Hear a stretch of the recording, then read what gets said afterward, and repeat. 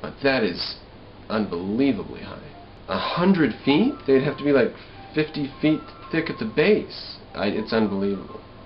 The stone aqueduct built by Sennacherib to conduct water for the city and for irrigation from the mountains 30 miles distant was excavated in 1933, revealing that the Assyrians were forerunners of the Romans in such great engineering projects.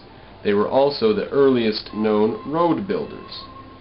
So this is going to be again in the 600s and 700s BC, and Rome doesn't start building its aqueducts until, I think in the 200s or 300s BC.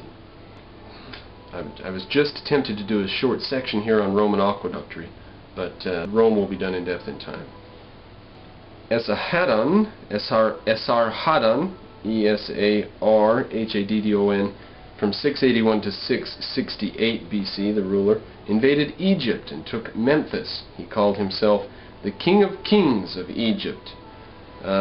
But then there was problems with that. You skip down a bit. He rebuilt Babylon and restored its religious, political, and commercial supremacy.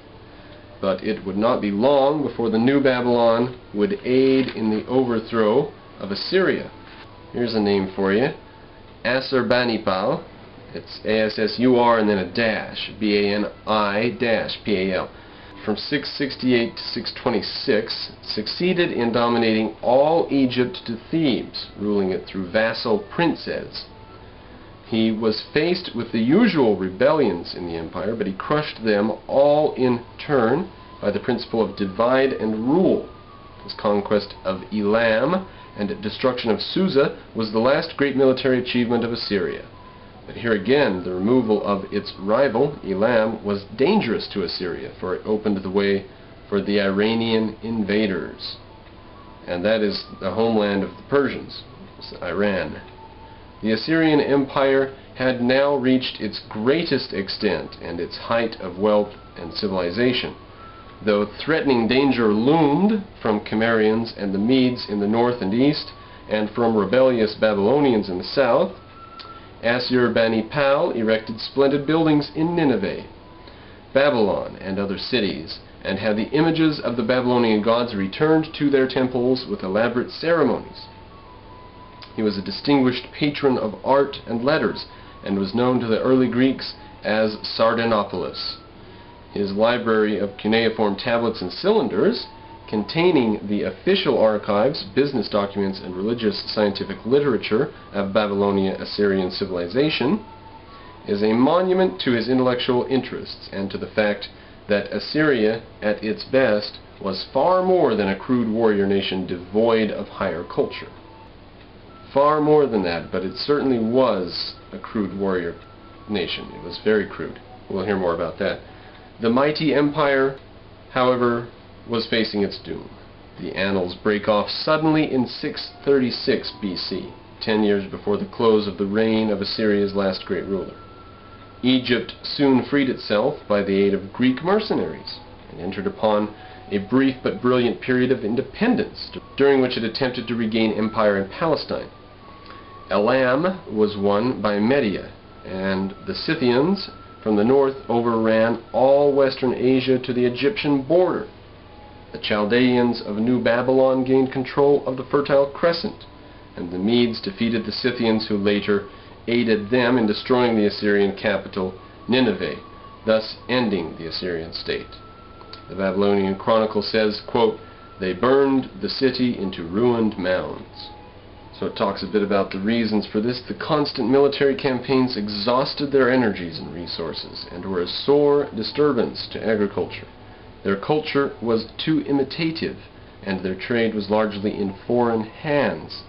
Their empire became unwieldy, too extensive for the army to defend. The ruthless military policies made the imperial conqueror a common enemy, feared and hated by all nations. That was one problem. Every time they went in somewhere, they were savage about it. Finally, in the 7th century BC, at the height of their civilization, the Assyrian people became more luxurious and less military, and foreigners were forced into the armies. Disintegration began from within, and at last, weakened by the attacks of Scythian hordes from the north, The proud empire became an easy prey to the Medes and Babylonians, with no nation of Western Asia to mourn its passing. It just fell apart, crumbled. Assyria created the first purely military empire. The state was a great military machine. The army was composed of native herdsmen and foreign conquered peoples, and was a permanent force, excellently organized and trained. The offensive and defensive arms, such as were found in one of the rooms of Sargon's palace, were bow and arrow, long lances, swords, iron breastplates, shields, and helmets. Though the Assyrians probably learned the use of iron weapons from the Hittites, they were the first to use them on such an extensive scale. So, as the Iron Age opens, the Assyrians are the first on the stage. The infantry was supplemented by swift-mounted cavalry, a marked advance over the old heavy chariot, although this was also still used. Their new siege methods, fortresses, and siege machinery gave the Assyrians a distinct advantage, attacking oriental cities built of sun-dried brick. Now, when he says oriental, he means more towards Persia, towards India. He doesn't mean actually over in India and China. In addition, the great speed of their armies and their policy of frightfulness to conquered people made the name of Assyria a synonym for terror throughout Western Asia, and still today the nation is symbolized by the wolf and the tiger. Assyrian military annals, now this was published in 27 or 36, I believe. Assyrian military annals present a long, monotonous story of stark cruelties, wholesale massacre, frightful tortures by flailing alive, and by all kinds of outrageous mutilations. Interesting word he uses there, outrageous mutilations. There's other types of mutilations that are okay, but these ones were outrageous. But he's right. The ravaging and burning of cities, enslavements, deportations, savage exhibition of the bloody heads of corpses on the battlements, or the pilings of corpses and skulls into pyramids, the hanging of the skins of flayed victims over the walls of the doomed city. Even Assurbanipal, the great patron of art and letters, was not outdone in such savage cruelties by any of his cruder predecessors. In other words, if he was more sophisticated than his predecessors, he was also more cruel.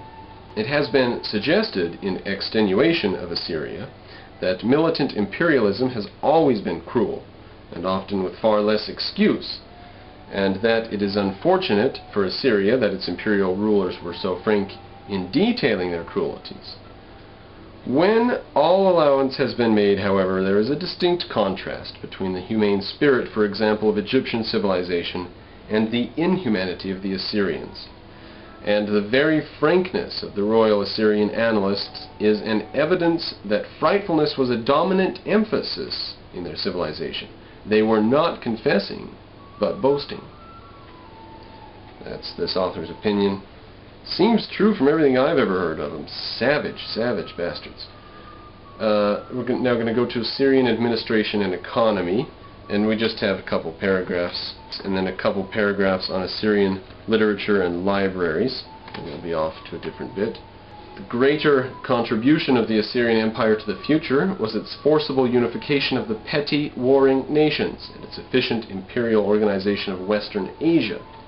The imperial government made a distinct advance in the development of provincial administration, keeping a close surveillance over government and subject kings through reports, letters, and the beginning of a royal postal system. So, if they had to receive reports and letters from different officials at different times to know what was going on. Later, the Persian Empire took over this imperial system and extended it. Through the unifying empire also, Assyria became the preserver and purveyor of its complex heritage to the west and east, and made possible the intermingling of cultures and the freer intercourse of trade. Indeed, if you unite an area together, it will be much easier for the people inside that to trade with each other.